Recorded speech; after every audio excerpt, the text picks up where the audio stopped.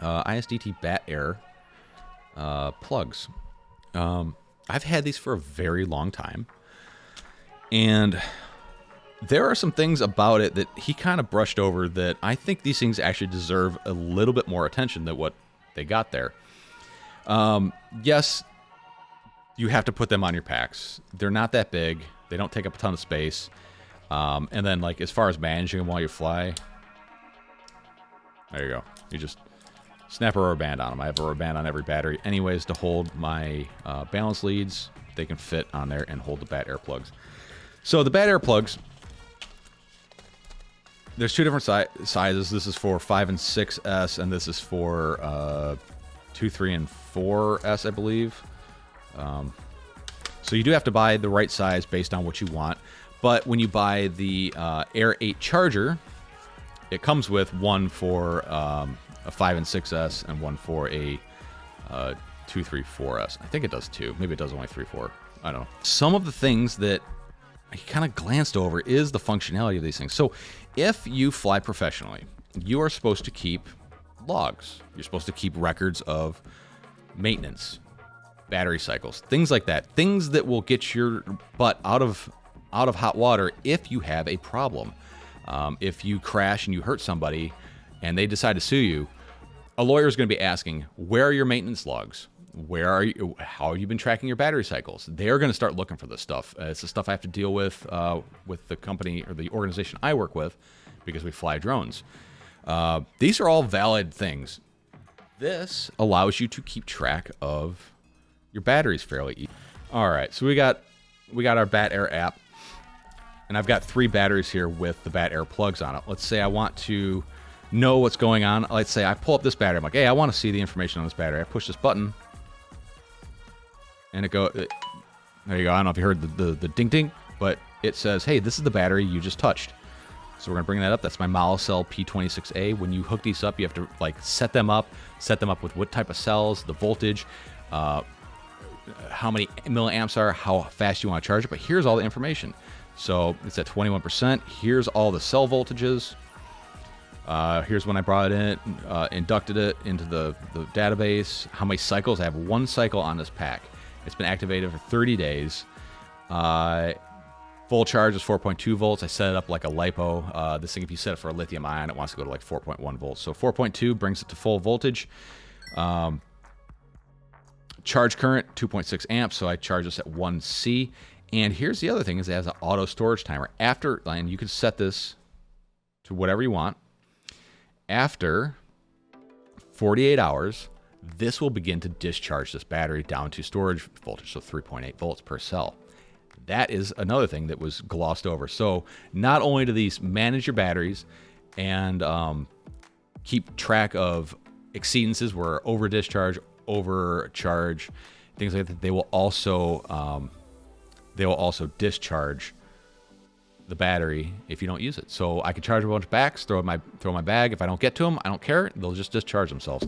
That's what this one's doing right now. It is in the discharge cycle. So again, if I want to, if I'm looking on this chart here, I'm like, oh, I want this battery here, this AU-line lithium ion one. If I touch this, see the tag start to flash. I can pick this one out. Takes a couple seconds for it to update itself, and here we go. Here are the cell voltages, 3.72 per cell. It's had 0 cycles on it since I put this on here. Again, no exceedances is really what it should say. The translation kind of sucks on it, but that is. Take a look at this GMB pack, which is actively discharging right now.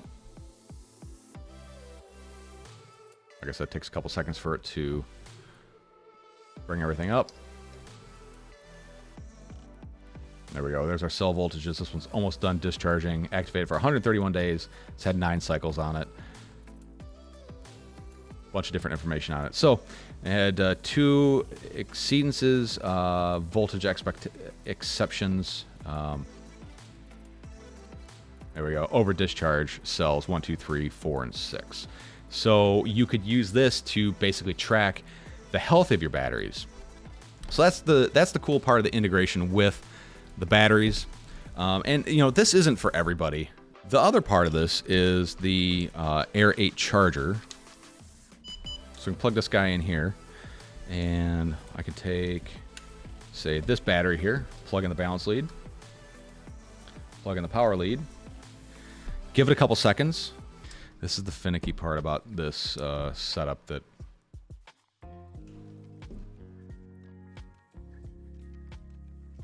I haven't quite figured out yet. I think it's a firmware issue. See, it's flashing. Charger just beeped, and now it has all the information about how I want to charge this already loaded into it. So you don't have to do anything. You just hit start. So what do you guys think? Useful, not useful? Niche product? Is something you would like? ISDT tried this a while back, but it was integrated into the battery itself. They found a way to do it just on the plug.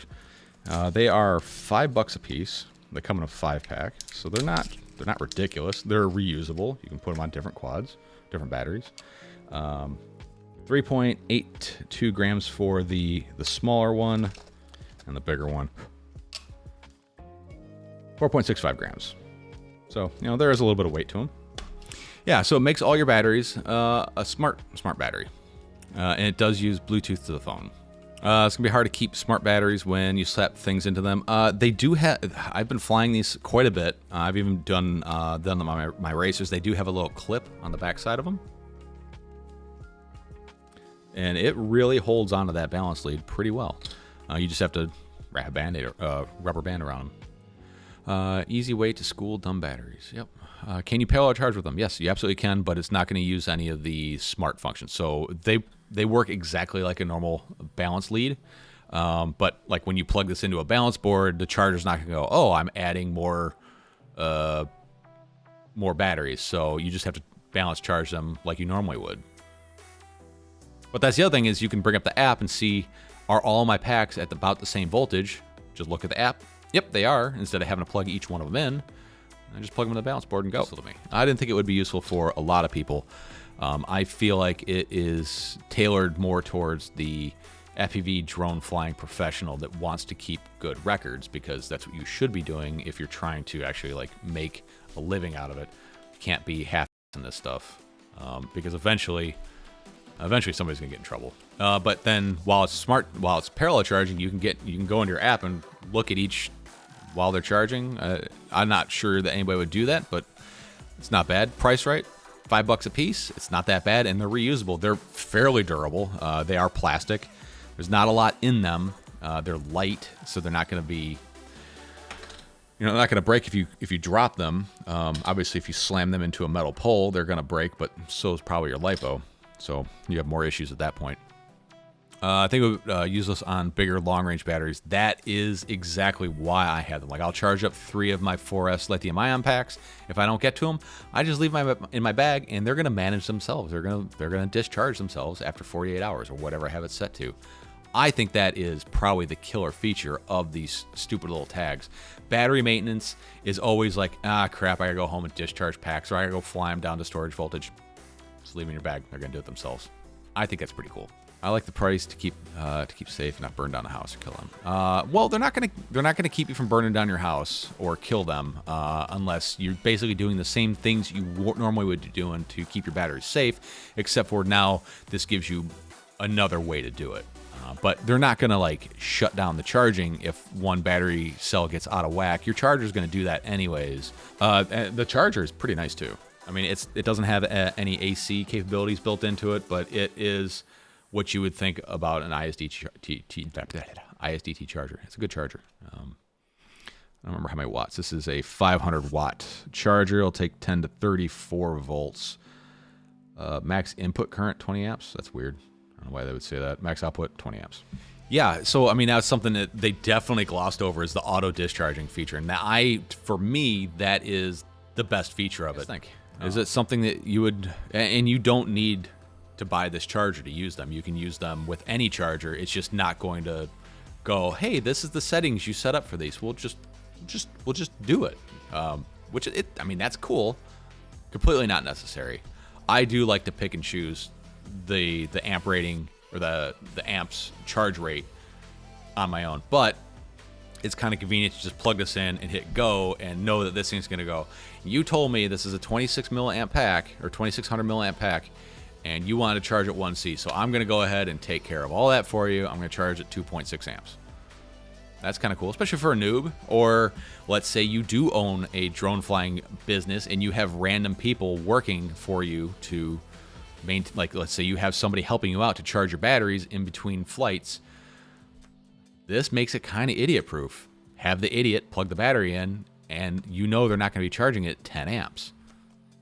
But you can override it and charge at a higher amperage if you want to, which is kind of a neat feature. Yeah, it's just $8. It's $8 for an XT60 battery discharger, which does not balance. I'm pretty sure these balance because it's reading each cell voltage. Those big dischargers that go on the XT60 are just taking out a certain amount of amperage until it's looking at the overall pack voltage. You may have cells all over the place. If you do, that's usually a sign that you have a bad battery that's dying anyways. So take that into consideration. Do they get hot while discharging? This one's been discharging since yesterday. It's warm, like barely warm. Like my coffee cup is a lot warmer than this is, and this is an insulated coffee cup. I'd say it's no warmer than I mean it's skin temp. It's about the same temperature as touching your skin. So it doesn't get that hot. I don't know what the amp discharge rating is, but does it really matter? It's going to do it by itself.